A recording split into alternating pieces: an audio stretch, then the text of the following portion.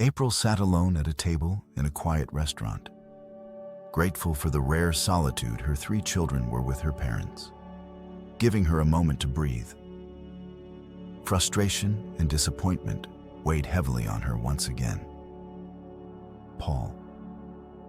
Her husband had been called into work over the holidays. Thanksgiving had already been a disaster, with him pulling double shifts due to the ongoing health crisis. Now, with three of his colleagues out sick, their family plans had fallen apart yet again. Always working, she thought bitterly, never around when I need him. And then he complains when I take the kids to visit my parents. Her brooding was interrupted by a voice mind. If I join you. She looked up to see a well-dressed man with dark hair and an easy smile. You seem like you could use some company, he said warmly. April hesitated before nodding. She hadn't realized her emotions were so obvious. The man took the seat across from her and extended a hand. Charles Marsh. He introduced himself, April Fowler. She responded automatically. His smile widened. Rough day. A few days later, April found herself at the park waiting for Charles. He had invited her for a walk after she had vented about Paul's constant absence. He had listened, sympathized, and then casually suggested they meet up. She had initially resisted, but had eventually given in. Now she watched as he approached her with a knowing smile, taking her hand. He brushed his lips lightly against her knuckles. Shall we? He asked. She didn't pull away. Instead, she let him slip his arm through hers as they began walking together. Over the next 2 weeks, Charles slowly became a fixture in her thoughts. Their conversations grew longer, their interactions more frequent. It had started, Ed, as friendly chats, but had shifted into something more. Flirtation, compliments, an unspoken connection forming between them. One Saturday night, as she lounged on the couch, her phone lit up with a message from him. Charles. Hey, gorgeous. What are you up to, April? Watching a movie, Charles? Let me guess he's working again, April? Yeah, as usual, Charles. And you're handling everything alone. He doesn't deserve you. Are you sure he's actually at work, April? What do you mean, Charles? If it were me, I'd check, just saying. Her stomach twisted as she read his words. A nagging thought took hold. Maybe she should call an hour. Later, her phone rang. Paul's name flashed on the screen. Hey, he said, concerned in his voice. You called? What's wrong? Are the kids okay? Hearing his worry made her feel guilty. When she had tried his office, he hadn't answered. Everything's fine, she said quickly. I just wanted to hear your voice, but you weren't there. He exhaled heavily. I was handling a flight issue on the platform. My phone was in my locker. They spoke briefly before hanging up, but the unease lingered. Why had it taken so long to reach him? As the days passed, doubt began to fester. Alongside her discontent, 3 months later, Paul dragged himself through airport traffic. After another brutal series of night shifts, he was finally free, able to rest and spend time with his family. But instead of heading home to celebrate, he found himself alone. After yet another argument, April had taken the kids to her parents' house. Their life together should have been comfortable. The house was paid off, the cars fully owned. He had even set up a college fund for their children. He worked hard trying to give them security, but somehow it was never enough.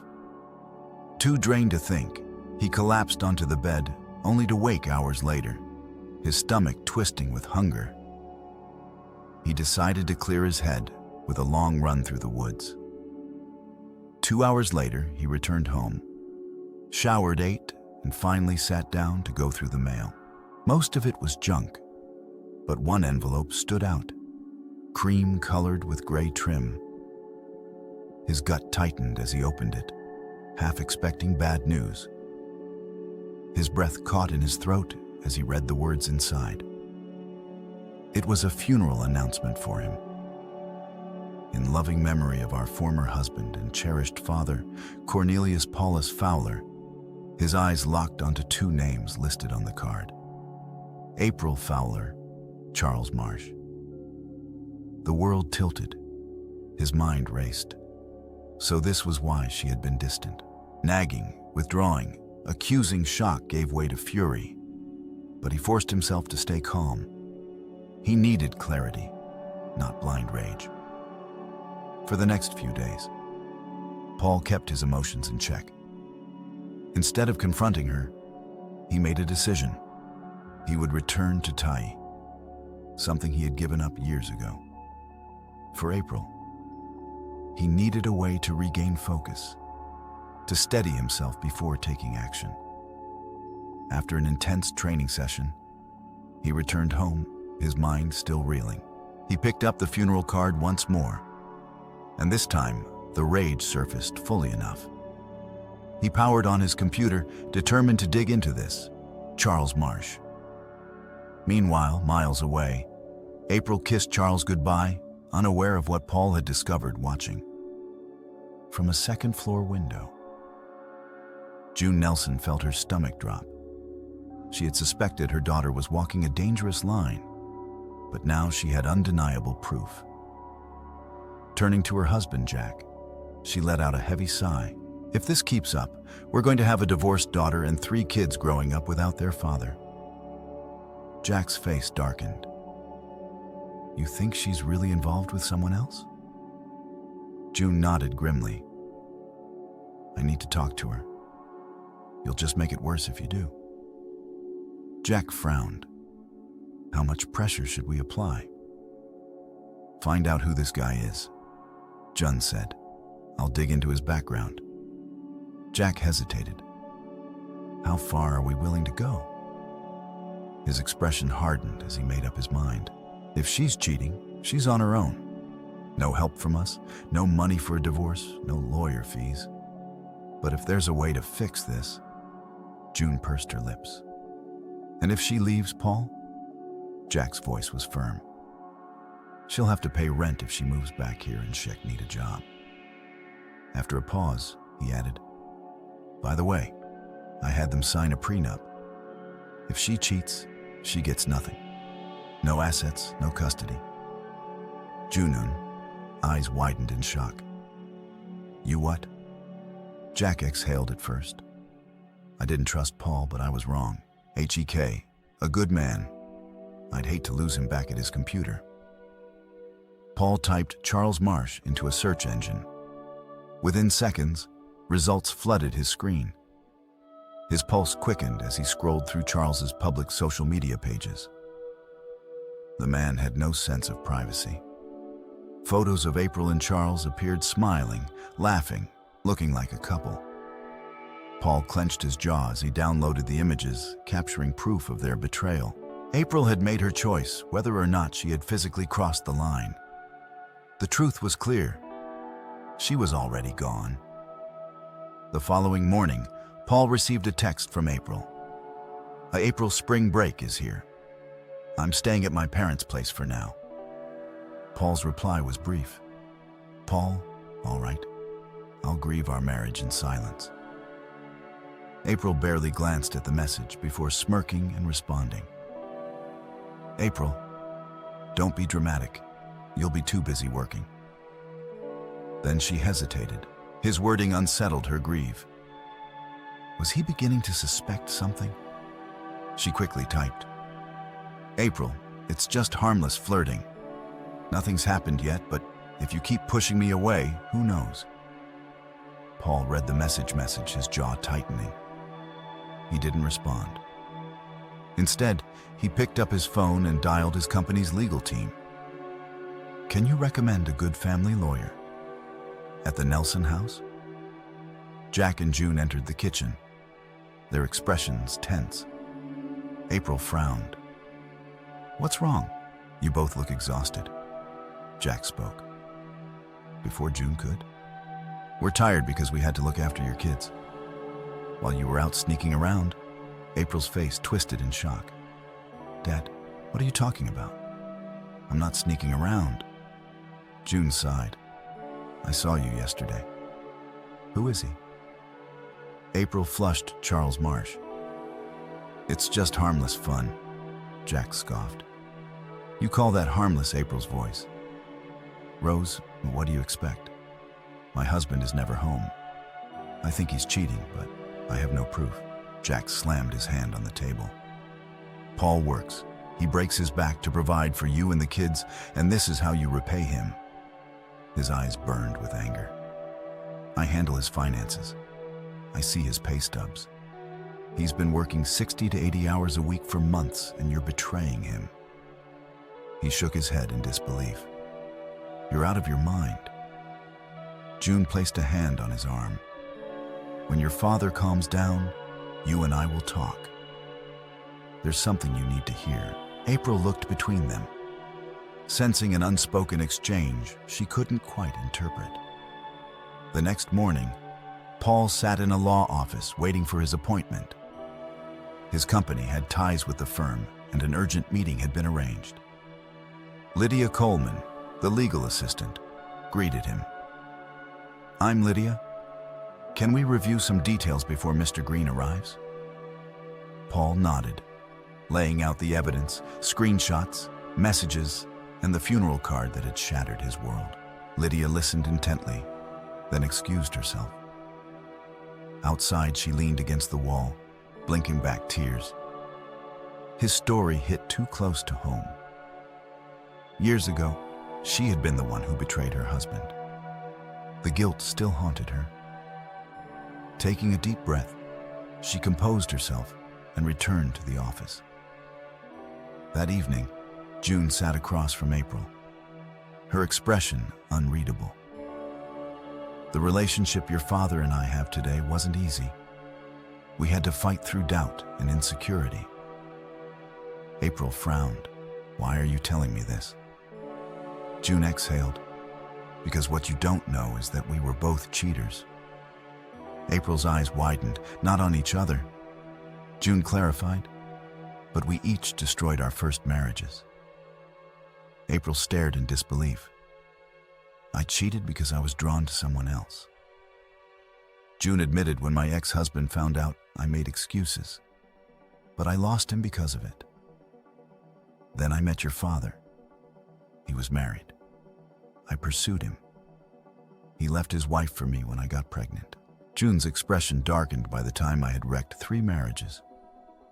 Your father was broken from his divorce. It took years for us to rebuild. She leaned forward. Trust, once shattered, never fully recovers. Even now, we still carry the scars. April's stomach turned the weight of her mother's confession pressed down on her June's. G's gaze was firm. What are you going to do? There's still time to fix your marriage. April hesitated, then admitted I haven't slept with him, not yet. June remained silent, her expression doubtful. April sighed. We met by chance a few months ago. I was lonely and he paid attention to me. I thought about what it would be like. I even texted Paul saying I was staying here so I could figure things out. She looked away, but it's just been kissing, touching over my clothes. Nothing more. June nodded. Slowly. So what's your plan, April? Bitter lip. You have 2 options, June said firmly. End your marriage or confess and fix this. If you don't, we will tell Paul ourselves. April swallowed hard, realizing the ultimatum wasn't a bluff. He deserves the truth, June added. And if this leads to a divorce, we will stand by him. April's breath hitched. I get it. You've made yourselves clear. Good. April pulled out her phone, checking their shared family calendar and IDE formed in her mind. I promised the kids a trip to the zoo, she murmured. Paul has a morning shift on Saturday. I'll go home afterward, confess, and try to make things right the next morning. As she packed for the zoo, her children buzzed with excitement, but her own thoughts raced, preparing for the difficult conversation ahead. As they piled into the car, May spoke up. "Mom, when are we going home to see Daddy?" April frowned. "Your dad's working, sweetheart. It's no different than usual." May hesitated. Then Thomas chimed in. "Mom, we see Dad all the time, even when he's busy. He's there. He helps with homework, makes dinner, comes to our games. But you barely talk to him." May's voice softened. "We know you're mad at him. But why?" April stiffened. "What makes you think I'm mad?" May rolled her eyes. "Because we see it. You shut him out and it's eliminating him." April felt her heart lurch. May pressed on, and for what? Because of his job or because of Mr. Marsh? April's breath caught in her throat. "What did you know?" "Dad has a promotion coming up," May asked sharply. April's stomach dropped. "But of course not," May said coldly. "You don't talk to him." April's mind spun. "A promotion? We love Daddy," May whispered. "And so does Thomas and Lindsay." April blinked back tears. Thomas muttered too. "May see Mom's treating us the same way she treated Dad." May nodded grimly, and eventually he just gave up. April gripped the steering wheel tightly, unable to process the weight of her children's words at the zoo. The kids had a fantastic time, but April's mind was elsewhere. Charles's messages kept popping up on her phone, more insistent than before. Frustrated, she finally snapped and typed back, "I'm with my kids. I'll get back to you when I have a moment." After that, her phone went silent. That evening, as they returned home, Paul's last message echoed in her mind. "All right, I'll grieve our marriage in silence." Guilt settled deep in her chest. The doorbell rang, breaking her thoughts with a sigh. She got up to answer it. Standing on the porch was a young man in uniform, a thick envelope in his hands and a body camera strapped to his chest. "I need to speak with Mrs. April Fowler," he said in a serious tone. April's stomach clenched. "That's me. What's this about?" He gestured toward her ID. "I need to verify your identity." First, confused and nervous, April retrieved her driver's license and handed it over. He examined it, recorded the interaction, and then handed her the envelope. "You've been served, ma'am. Have a good night." As he walked away, she heard him mutter, "Well-deserved, frozen in place." April tore open the envelope and unfolded a letter. "April, the way you ended our marriage was heartless. I should have known something was wrong when you started spending more time at your parents' house, avoiding me and belittling me whenever we spoke. You had already decided I wasn't worth your time. If you had been honest and told me you wanted out, we could have handled this maturely. But you chose deception. Instead, I am requesting paternity tests for our children. The prenuptial agreement your father insisted on will be fully enforced. I even did something I swore I'd never do. I made a Facebook account. Your lover made sure to document everything. Be sure to thank him for that. You are no longer welcome in my home. The locks have been changed. You may retrieve your belongings by coordinating with one of your parents. I want no direct contact with you. Your joke about burying our marriage was humiliating. If the children are mine, we need to discuss their future." Paul April let out a choked cry. Jack entered the room. His expression hardened Charles Marsh. "Easy to track, he's left a trail of broken marriages, and now you're just another name on that list." His voice dripped with contempt. "He enjoys ruining lives, April, and you let him." Jack slammed a folder onto the table. I also found out what he makes. His salary is half of Paul's, even without Paul's hazard pay. And yet, you believed him when he said his income wasn't enough? April felt her stomach churn. Jack stopped short when he saw her trembling, his gaze shifting to the divorce papers in her hands. June walked in, catching sight of the documents. No, this can't be happening. Jack picked up Paul's letter and read it aloud. June's face twisted in anger. April, what have you done? She demanded, her voice shaking. I didn't do anything. April stammered. I never told Paul I wanted a divorce. I don't want a divorce. I was going to talk to him tomorrow, confess everything, and beg him to forgive me. She collapsed into a chair, pale and shaken. Then suddenly her expression shifted. Determined, she straightened. No matter what Paul wrote, I'll talk to him tomorrow. I was cruel, I know. But I never asked for a divorce, and I never joked about burying our marriage. Jack and June exchanged a knowing glance. They had known Paul for years. If he had gone to this extent, April wouldn't be able to fix things alone. We need a plan, Jack said firmly. If you go in alone, April, you won't stand a chance. Meanwhile, Paul cycled home, his thoughts clouded by the wreckage of his marriage. The legal papers had been delivered. There was no turning back now. A single tear slipped down his cheek, but he quickly wiped it away. As he neared his house, he took a path behind it. Unaware of the figure waiting on his porch after arriving, he changed into a tracksuit, intent on clearing his mind. He was about to check his mail when he noticed someone sitting outside opening the door. He found June shivering on the steps.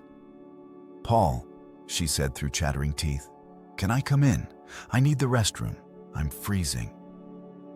Paul hesitated before stepping aside. Come in.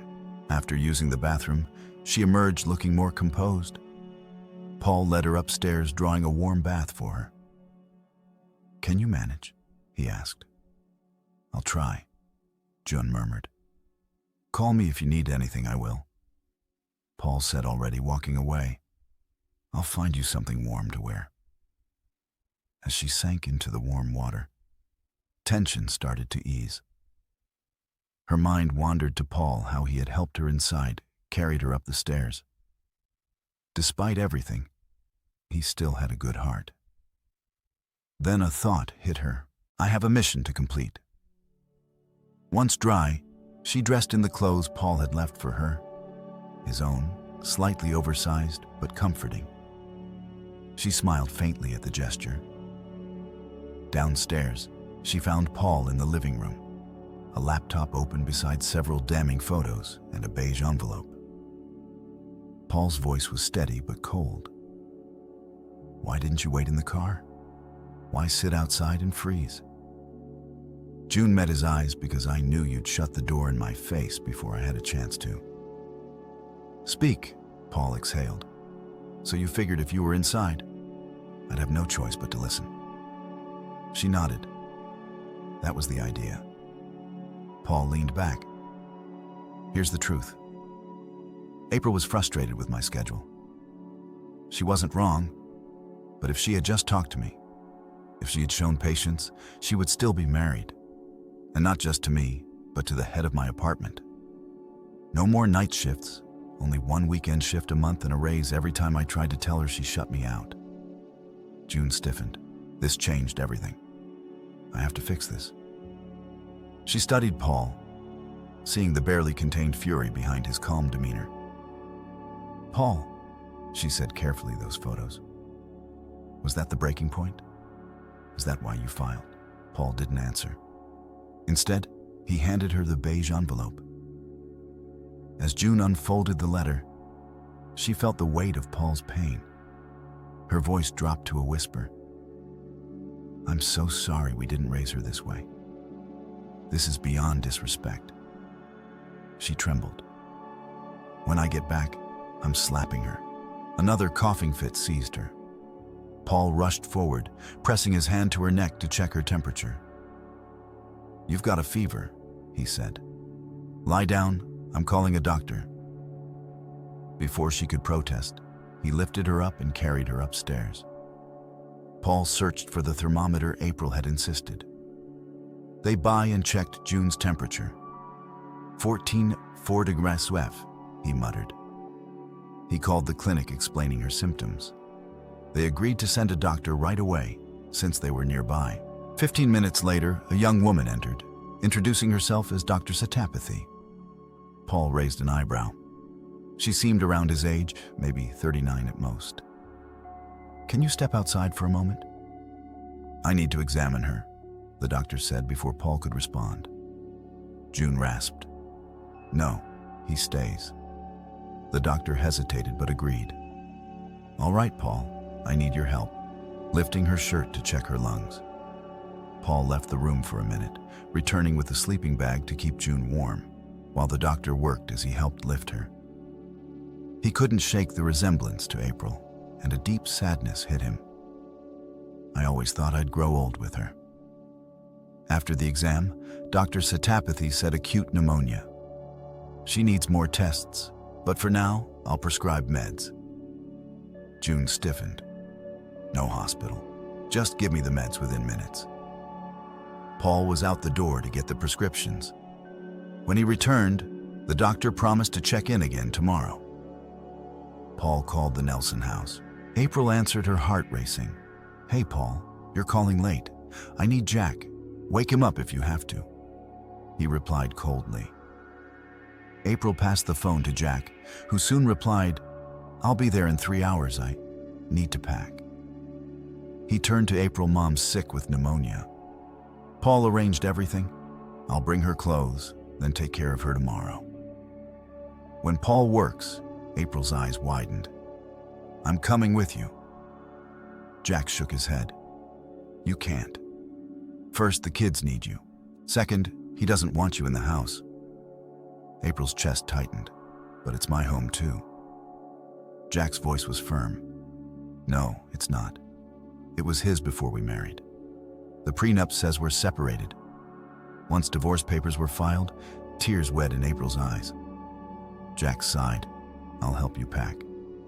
After Jack left, April sat trying to process her marriage was falling apart, and she couldn't pinpoint the moment it all changed, though.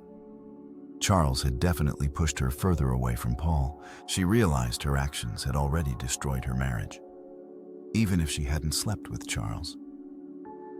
But how had Paul found out? She didn't know, but she knew she had to cut ties with Charles before sending a message to him. She hesitated. Her parents were still at Paul's house. Maybe they could help her understand why Paul had taken this step. She'd wait. Jack arrived at Paul's house and checked on June, relieved to find she was slightly better. Afterwards, he found a card on the dining table, his breath catching. As he picked it up, he called April immediately. "I'm sending you a photo of what I found. I want an explanation." There was silence. Then Jack added, "Your mom is stable. The doctor will check on her." In the morning, April opened the photo. It was a funeral card. "Now I get it. This is how Paul found out." Her fingers clenched. Charles did this. She realized how naive she'd been allowing Charles to manipulate her. She loved Paul, always had. But now, with the card, her marriage was over. She called Jack. "I had nothing to do with that card. I never agreed to it." Jack's voice was harsh. "You should have known better." She listened in silence, knowing he was right. Charles finally got the call he'd been waiting for. "Glad you called," he said smoothly. "How are you?" April's voice was icy, not great. "My parents know about us and my mom, sick with pneumonia." Charles barely reacted. Pneumonia. How'd she get that? She was wet and cold, waiting for someone to come home. Charles smirked. "Ah, perfect. I'll drive a wedge between April and her parents." But that's not why I called. April said I need to see you. His pulse quickened. Of course, Wednesday. Good. No. Meet me at Maggie's Grill. At noon, Charles grinned. Everything's falling into place. Meanwhile, Jun's fever finally broke. She was weak, but determined to fight the divorce. She told Paul this is between you and April. But she hasn't tried to reach out to you, and you haven't seen the kids. Paul's face darkened. That's her choice. Jack sighed. You were working hard, but when everything fell apart? She turned to another man. Paul's voice cracked. I tried, but she cheated. I can't live with that. June winced. Paul's voice lowered. We promised to care for each other through good times and bad. Jack and June exchanged a look. They'd both been unfaithful, but now their daughter had followed suit. June tried again. April says they didn't sleep together. Paul laughed bitterly. So that makes it okay the way she treated me these last few months. June flinched. That's not what I meant. Jack sighed. Give yourself time, cool down, and look inside yourself. Paul exhaled sharply. April will disagree, Jack replied quickly. She knows Marsh sent that card. She was terrified. She never meant to leave you, Paul scoffed. So I'm good enough to provide. But when it's about fun, she needed someone else. June bristled. Now you're being unreasonable. Paul's anger flared, but he worked to control it. Jack and June exchanged worried glances, fearing he might snap. Paul's voice cracked for months. I couldn't do anything right. Then I find out she's with another man, and now I might lose my kids. She's probably turned them against me. Jack nodded. We'll see what she told them. Paul frowned. What do you mean? Jack stood up. Let's find out. Paul gave Jack a skeptical look, but before he could object, June jumped in. Jack put her on speaker. I'll know if she's lying. Tell her Paul's listening. If she lies, her marriage is over. Only the truth will do. Jack nodded and called April. She answered quickly, Hey, Dad, how's Mom? June spoke first. Better, the fever's down, but I'm still weak. She paused, by the way. Paul's listening. We have some questions for you. April's heart skipped a beat, a glimmer of hope flashing inside her. Paul, I love you. I was so stupid. I'm so sorry. April's voice cracked. Paul stayed silent, but June saw the tear forming in his eye. He's still angry, but he still loves her. There's hope, Jack interrupted. What did you tell the kids about the divorce? April's voice wavered when we were driving to the zoo. May asked when we were going home because they missed Paul. I snapped and said, What does it matter? Hugh's never home anyway. Paul stiffened. April took a shaky breath. Then, Thomas. God, Thomas, talk some sense into me. They both took your side, Paul.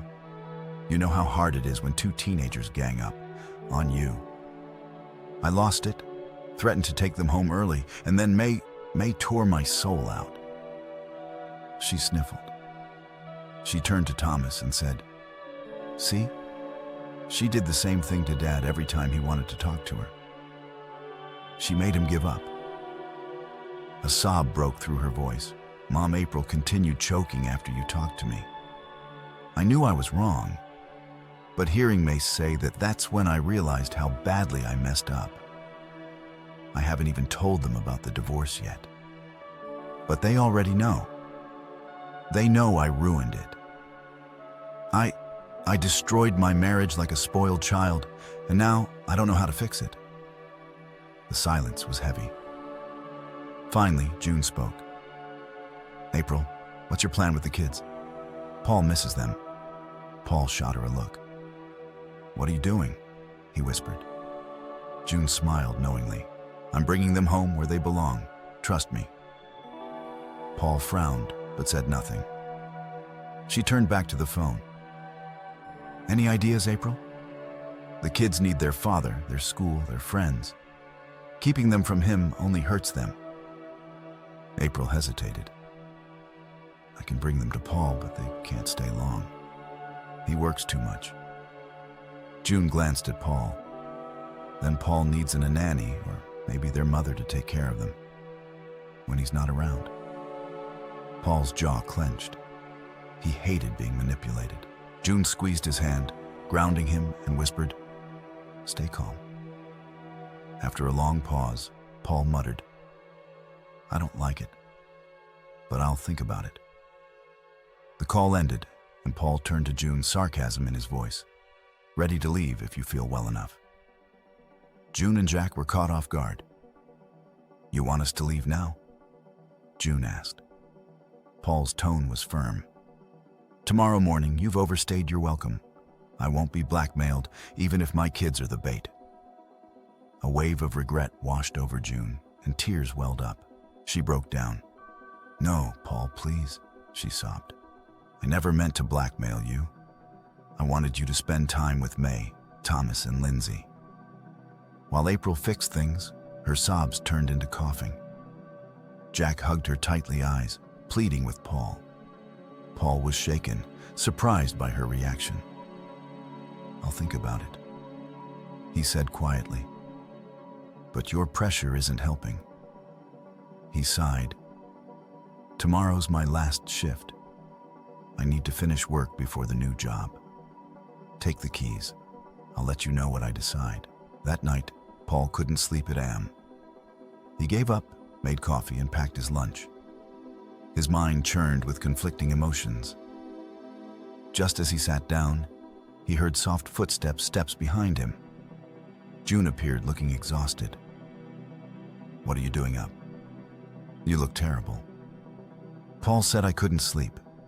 I put too much pressure on you for something selfish. Now I realize it." June said. Paul exhaled. "You made me look in the mirror, June, and I realized I have to try. Walking away without trying would be as stupid as what April did." June blinked. "Paul, what do you mean?" "It's bad. I'm furious, but I have to try. I can't just walk away." June's breath caught Paul up a hand. "But don't tell her. Divorce papers aren't easy to undo. When you get home, give April the keys. She can come back after the holidays." June nodded, tears falling. "I need to see my kids for now." "She stays in the spare room." June hugged him tightly. "She has no idea how lucky she is," she whispered. "But I'll tell her." Paul gave a sad smile. "Go now, or I'll be late for my shift." At Maggie's Grill, Charles walked in confidently and found April at a secluded table. "She's probably worried. I found out about the card," he thought smugly. He approached her, leaned in, and whispered, "You're beautiful." "You know," April didn't flinch. She looked at him coldly. "Weck, have lunch after. We'll talk in the park." Charles narrowed his eyes. "I don't like how you're talking to me." "Bad luck," she replied. "Now you know what my husband endured for months." They ate in silence. Charles plotted how to regain control. He wanted April. She was a challenge, and he wasn't letting her slip away. April, however, had a different plan. When June and Jack returned home, they discussed everything. June still felt guilty for pressuring Paul. But then April revealed her plan to confront Charles, not as a lover, but as an opponent. She wanted to make him pay for what he did to her marriage. June and Jack didn't approve, but April was determined. Jack handed her a small recorder. "If Paul finds out you met with him after he let you back, you'll need proof of what really happened." At lunch's end, April stood, grabbed her jacket, and walked out, leaving Charles to pay the bill. Charles, frustrated, paid quickly and chased after her, catching up just outside. April had a plan.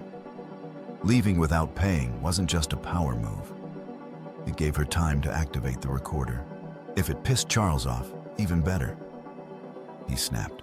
"What's wrong with you? You can't just walk out like that." April didn't flinch. How did I not see this before? In the park, she sat on a bench waiting. Charles leaned in his touch. Possessive. "Don't touch me." April pulled out a printout and shoved it toward him.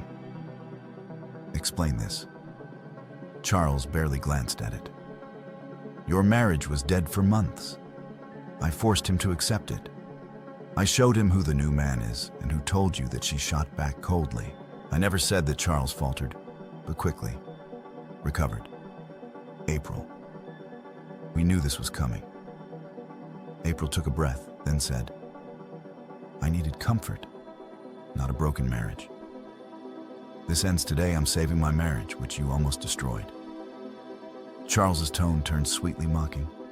Oh no, you're not getting off that easy. Your marriage is hanging by a thread. You'll do exactly what I want or I'll cut it myself." April sneered blackmail. "Is that your thing?" He smirked. "Call it whatever you want.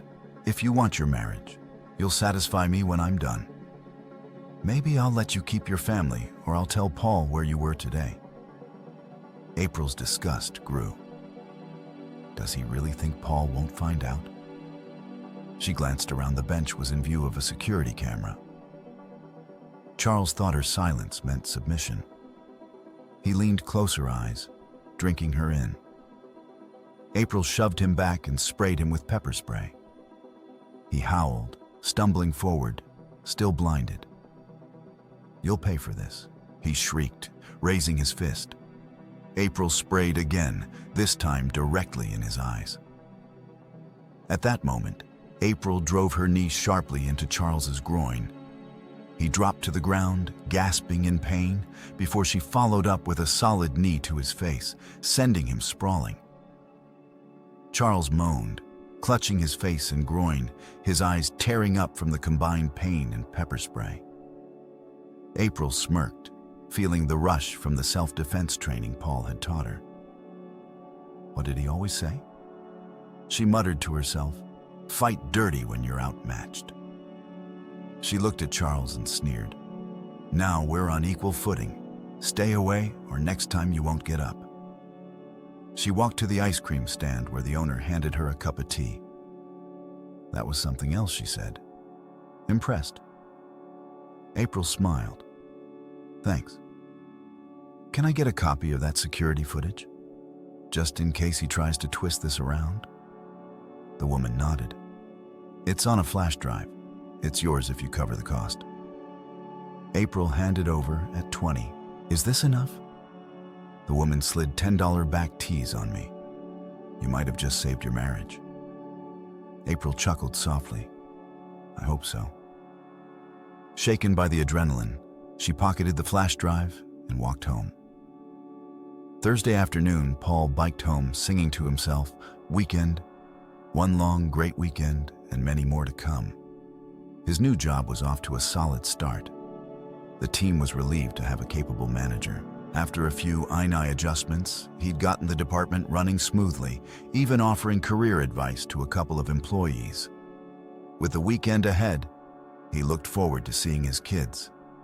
April would be back too, but he'd accepted that if she wanted to fix things, she'd need to take the first step at home. He changed into casual clothes and began preparing dinner. While it cooked, he tidied the house, enjoying the routine. Then the doorbell rang. 2 uniformed police officers stood outside. "Good afternoon, Mr. Paul Fowler." One asked. "Yes, that's me." Paul replied wearily. "Is everything okay with my wife or kids?" "No, sir. The officer said we're here to arrest you for felony attack on Charles Marsh." Paul blinked in disbelief. "What we need you to come to the station for questioning." The officer continued. "Do I have a minute?" "My dinner's still cooking," Paul asked, trying to stay calm. "You have 5 minutes," the officer said. Paul quickly called Jack. Jack, I'm being arrested for attacking Marsh. I need help. What? Jack's voice snapped. Where are they taking you to the station? Paul replied. I don't know which one. I'll figure something out, Jack said before hanging up. Just then April entered the room, her face pale. That was Paul, right? What's going on? Paul's been arrested, Jack said, still processing it. April's expression turned grim. No, it was me. Jack stared. What? Marsh tried to blackmail me. Then they tried to force himself on me. She explained. I fought back using some of Paul's self-defense moves, and now he's trying to blame Paul. Jack shook his head. Can you prove it? I have the recorder you gave me and the CCTV footage from the ice cream stand.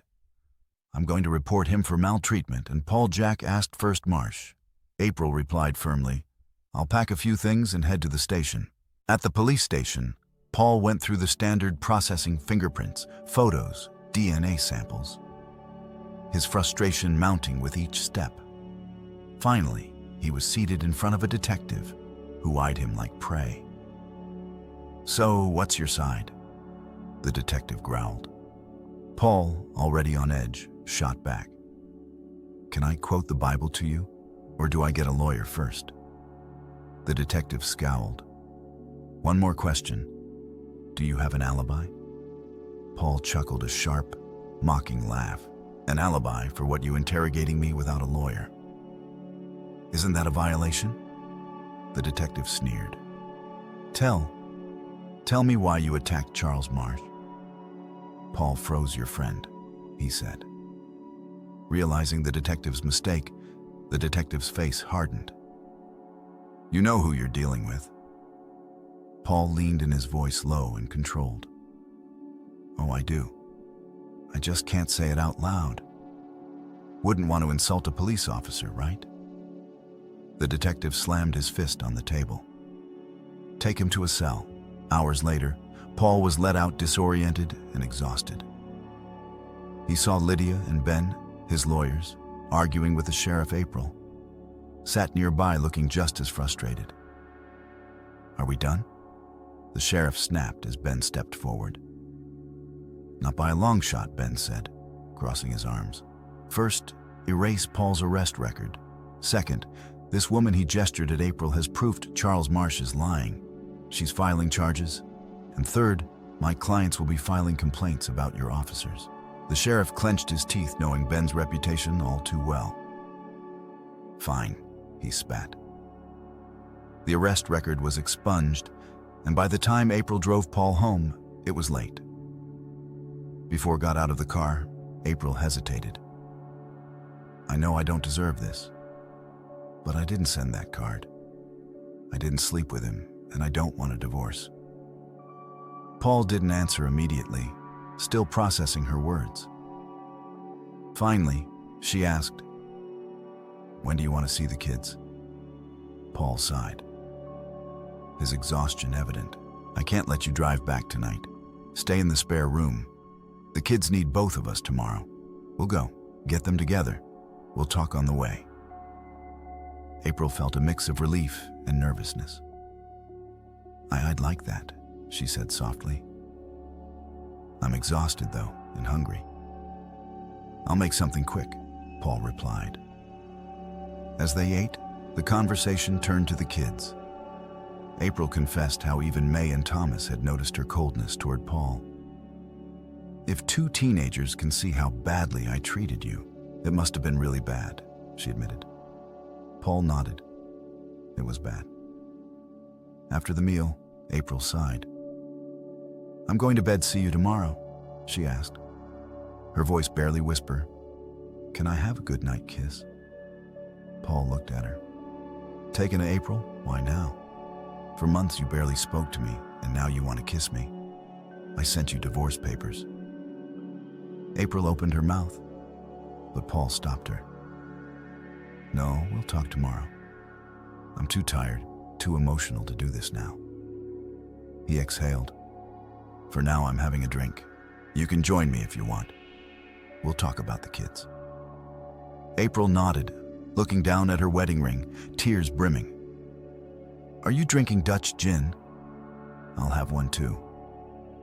They drank in silence, April filling Paul in on how the kids had scolded her on the zoo trip. She didn't hold back. "If they saw how I treated you, it must have been bad." "It was bad," Paul said. Simply, the silence stretched on. Finally, April stood. "I'm going to bed the next morning." April found herself alone in the kitchen. She poured herself a cup of coffee and then noticed someone had already made it. Her oatmeal prepared with soy milk was sitting in the microwave, waiting to be heated. It was a small, simple thing, but it almost broke her. He still did this for me.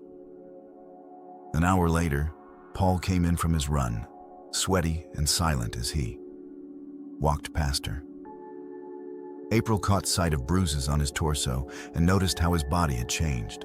Leaner but stronger, more defined than before. A sudden heat rushed through her. It had been months. "Ty again?" she asked, trying to sound casual. Paul glanced down at his body.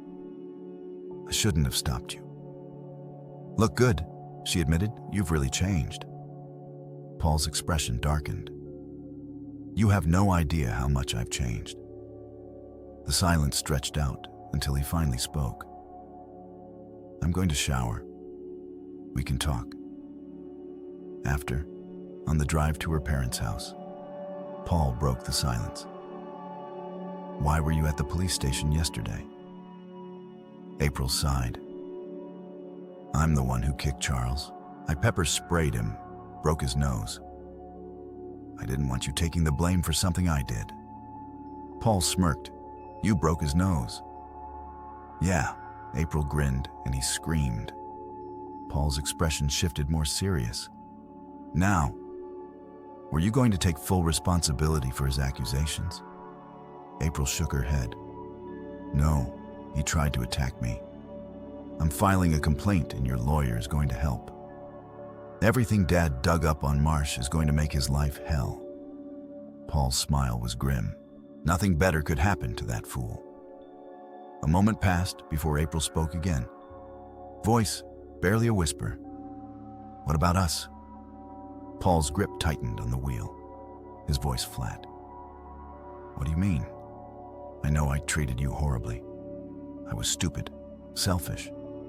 I forgot how hard you worked for us, for our family." Paul's voice was tight with emotion. "If you were so unhappy, why didn't you talk to me? Did I seem unapproachable? I've spent months wondering what went wrong." April's eyes filled with tears. "No, Paul, you didn't do anything wrong." Paul laughed bitterly. "I worked too long, too hard. Maybe I could have pushed back against my boss more, but you knew why I did it. I was working for a better future for us, and now it cost me my marriage." "No," April said quickly. "Let me tell you where I went wrong. Let me explain everything."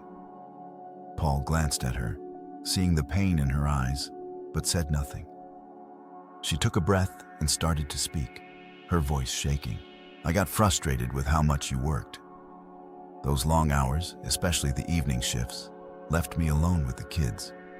I was doing everything alone. Then, one of my friends made a joke. Called me April, the fool doing all the housework while you worked. That's when it hit me. I started feeling like a fool." She wiped away a tear.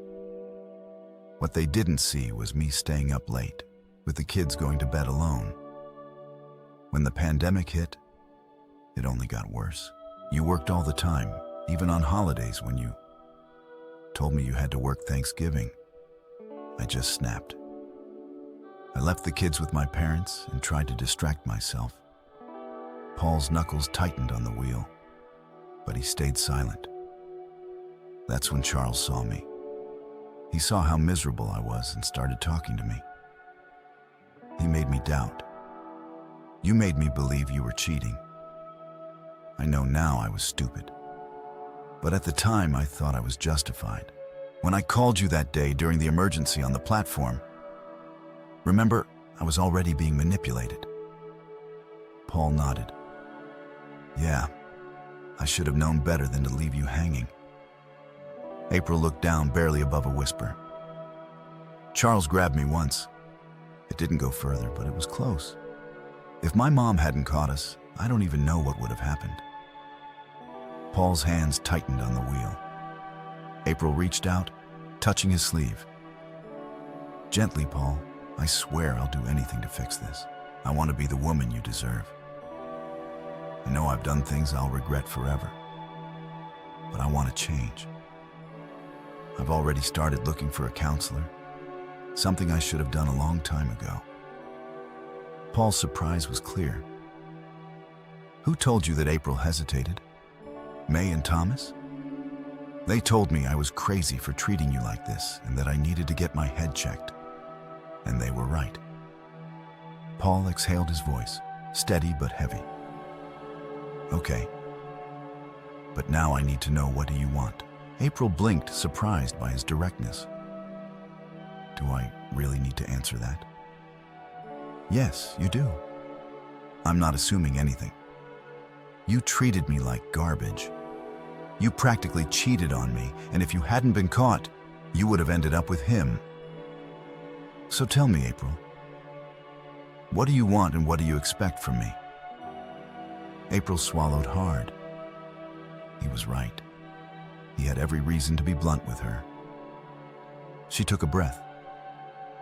I want to be your wife forever. I want to be part of our family again. I want the man I lost when I lost myself. I want us back. The words hung in the air, but Paul's dry laugh cut through the silence. April, that's not going to happen. Her stomach dropped.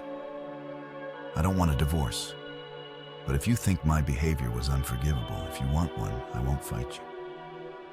But please know that the card wasn't my idea. I would never have let Charles send it. Paul's tone softened slightly. That's not what I meant.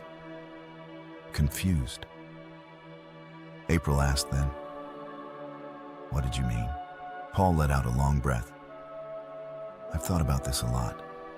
Yes, I worked too much. Yes, I neglected you, but I also gave everything to you. I crossed my own boundaries to give you what you wanted, but it still wasn't enough. He paused. I've changed. I got a promotion. I work. Fewer hours now, 4 days a week, with 1 day off a month, no more evenings, no more night shifts. But the man you left behind, he's gone, and I'm not going back to who I was. April blinked. You got a promotion? Yeah, Paul said, the edge in his voice clear. I tried to tell you, but you weren't listening. You found comfort in someone else. Instead of trusting me, I wasn't enough anymore. Her heart twisted. I was awful to you. I was stupid. Paul stayed quiet for a while before speaking again. I made a vow, for better or worse, until death. Do us part. I swore to love and respect you. He looked at her briefly. That's the hard part. I don't take that vow lightly, unlike the woman I once loved with all my heart. April's eyes filled with tears. I don't want a divorce. I want to try. Paul sighed, his voice steady. If that's what you want. April had been bracing for the worst divorce. The prenuptial agreement, leaving her with nothing, her life unraveling because of her own mistakes. But now suddenly, she had a chance. The shift was so unexpected, she couldn't quite process it. Relief flooded her so overwhelming that she instinctively reached for Paul's hand. The car swerved sharply. Careful, Paul barked, gripping the wheel. As he regained control, the tires screeched, veering into the opposite lane before he steadied the vehicle. Fortunately, the road was empty. April let out a shaky laugh, just like our marriage. I need my husband to get me back on track. She turned to him, eyes shining. You won't regret this, Paul. I swear, don't assume anything. His voice was firm. I'm not going into this blind. There will be rules, and you may not like them. We'll discuss them with your parents. My parents, why? Because they're already involved. Your mom pushed hard for me to give you another chance. When I agreed to think about it, she backed me into a corner, manipulating the situation. I was furious. April exhaled, realization dawning. That's why they left early. She lowered her gaze. I'm sorry. The rest of the drive was quiet, the radio playing softly in the background. When they arrived, the front door flew open before Paul had even unbuckled. Dad May ran toward him, calling over her shoulder. Thomas, Lindsay, Daddy's here. She threw herself into his arms. Thomas followed, nearly tackling him. Lindsay, the smallest, wrapped herself around his leg, beaming. Paul hugged them tightly, inhaling the familiar scent of his children. He had missed this more than he had allowed himself to admit inside. They gathered in the living room before Paul could say a word. Thomas blurted, "Does this mean you aren't divorcing Mom?" Silence. The four adults froze, what they all exclaimed in unison. May crossed her arms. Come on, you think we're stupid. Mom ignored Dad for months. Then suddenly we're living here and we have to call some guy Uncle Charles. We figured it out. A heavy tension filled the room. April swallowed hard, turning to her children. Yes, I was very stupid. She admitted your father and I have a lot to talk about, and I hope I can convince him that I've learned my lesson. She looked at May and Thomas, and you two were part of what made me realize that she pulled them into a hug. Please forgive me and help me fix this. That afternoon, with Lindsay playing at a neighbor's house and May and Thomas upstairs, the four adults sat at the dining table. Paul ran a hand through his hair. It's time to talk. April hesitated. Can I start? Paul gestured for her to go ahead. She took a deep breath. I could say I'm sorry 1,000,000 times, but it wouldn't be enough. So I'll say it once. I'm sorry, and I will do everything I can to earn back your trust. I want to be the woman I used to be before. I threw everything away. Paul's expression remained unreadable. I already told you this in the car, but I'll say it again here in front of your parents. That won't happen. Jack and June tense. Paul's tone was firm. I won't bend over backward to meet every need you have. I did that for years, and I won't do it again. In other words, he continued, the man sitting across from you is not the same man you left behind. June hesitated. Does that mean you're leaving? No. Paul's response was immediate. I'll try to save our marriage, but April has to earn my heart back. A lot of love was burned because of what she did. There's still something left. But right now I'm doing this because I made a vow, and for the kids, April lowered her gaze. This Paul was different, direct on yielding, firm in his boundaries. Could she make this version of him? Love her again? Paul exhaled. The divorce will be final in 5 months. We'll see where we stand then. If we both want to keep trying, we'll stop the process. If not, I won't fight it. You might want to get a lawyer. Jack and June exchanged stunned looks. April felt her chest tighten. He was serious now about logistics. Paul continued. I work 4 days a week, AM to PM, plus 1 weekend shift a month, no overtime. I'll always be home by then. He delivered the hardest part. For now, you'll stay in the guest room until we decide if we're a couple again. If we do. April flinched, but nodded. Paul kept going. I'm keeping the changes I made while you were gone. Tai workouts, structure. The kids are learning too. They need to know how to defend themselves. April felt a flicker of relief. At least they were staying in the same house. Paul leaned forward. I'll put in real effort. But if I see you pulling away again, we're done, no discussion. You'll go back to your parents. April bit her lip, then took a steadying breath. Paul, she said, carefully, you are very dear to me, even if I know it's hard for you to believe that right now. But after Mom, Dad, May, and Thomas nearly tore my head off, I realized how blind I was. She held his gaze. I promise I'll work as hard as you do, maybe harder because I have more to fix. Her voice softened and, Paul, thank you. Thank you for giving me chance to prove that I can be the wife I promised to be in our vows. Paul looked into her tear-filled eyes, searching for something. Whatever he found made him nod. Okay, he said. Finally, Letton, start rebuilding. Call the kids. We're going home.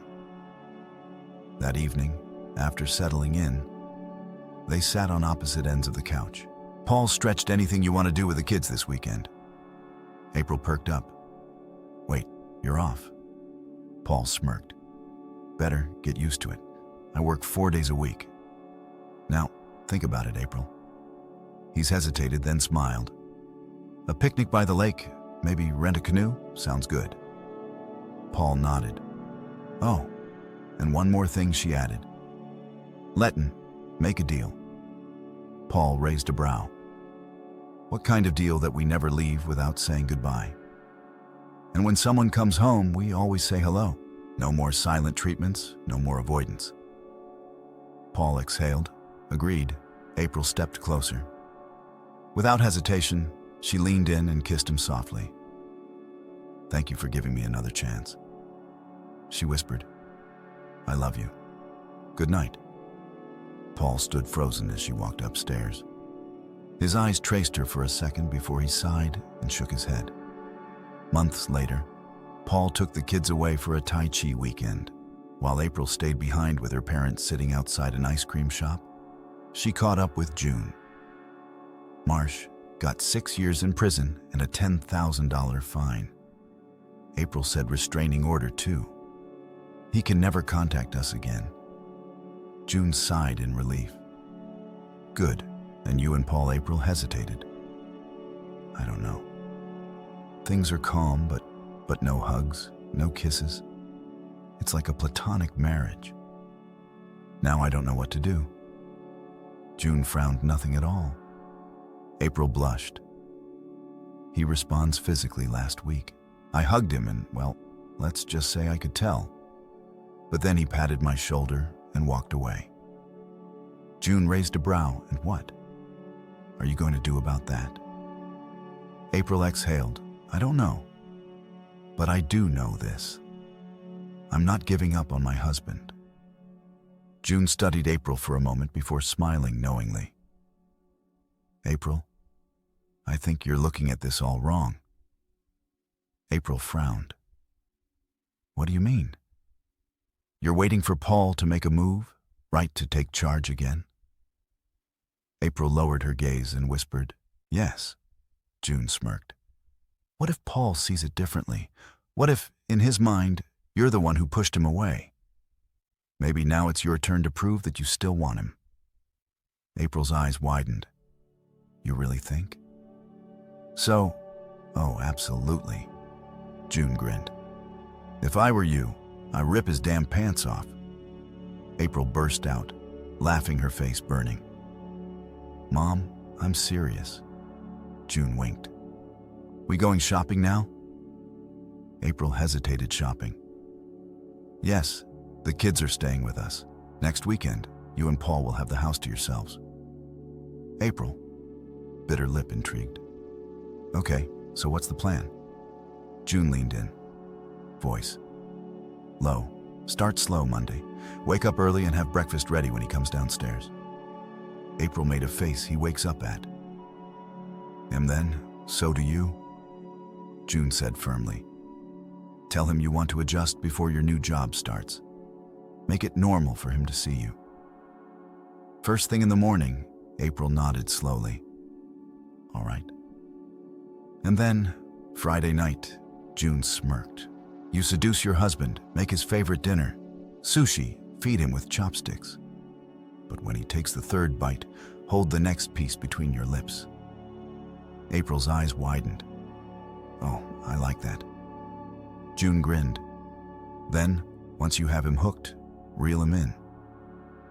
April's excitement replaced her. Doubt a Paul doesn't stand a chance. June chuckled. April's heart pounded. I will win my husband back. Paul was getting used to having breakfast with April every morning, and to his surprise, he liked it. But when he walked into the kitchen, his jaw nearly hit the floor. April stood there in a silky, form-fitting dress that shimmered under the light. It hugged her curves in all the right places, hinting at what lay beneath. Stockings graced her legs, and oddly enough, she wore cozy slippers, a contrast that made her even more irresistible. You look amazing, Paul murmured. What's the occasion? April beamed at the compliment. You're the occasion. Consider this a preview of what's coming. This weekend, the kids will be with my parents, and I will be coming for you. Paul's brain, short-circuited heat, rushed through his body. This is happening. Yes, she whispered.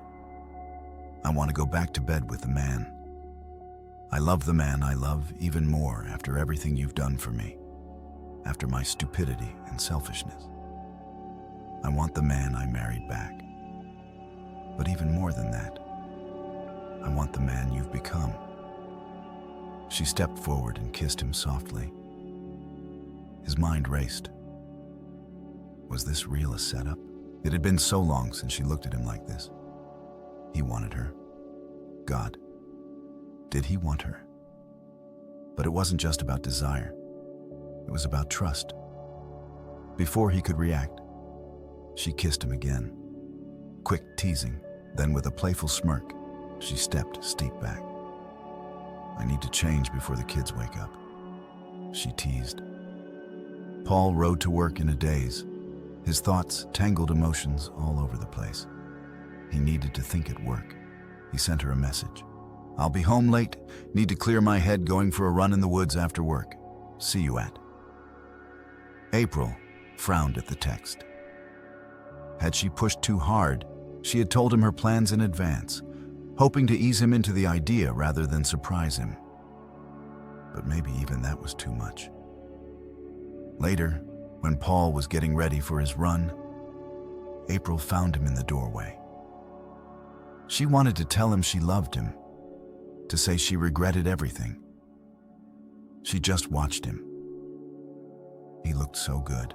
Broad shoulders, lean waist, streaks of gray at his temples that somehow made him more attractive. Tai had changed him. He was leaner, stronger. She sighed in admiration until he dropped his boxers without hesitation, changing right in front of her. April's breath hitched. God help me. He wasn't bulky, but he was all defined muscle. A body like a gymnast, not a bodybuilder. It took everything in her not to close the distance between them. No. If I push too hard, it's over. But she had to say something. God, you look good, she rasped. You're beautiful, inside and out. Paul turned startled, then flushed. April laughed, delighted at his reaction. The tension cracked, and soon they were both laughing. Paul's run was longer than usual. He needed the clarity. Was he a better person, with or without a wife? For an hour, as his feet pounded the dirt path, he let the question settle. Then, like lightning, the answer struck. He knew what he had to do. The next morning played out like the last, but with one key difference. April wore a silk robe, loosely tied at the waist, shifting with every movement. When she reached for the coffee pot, the robe parted just enough for Paul to realize she was completely without anything underneath. His breath caught.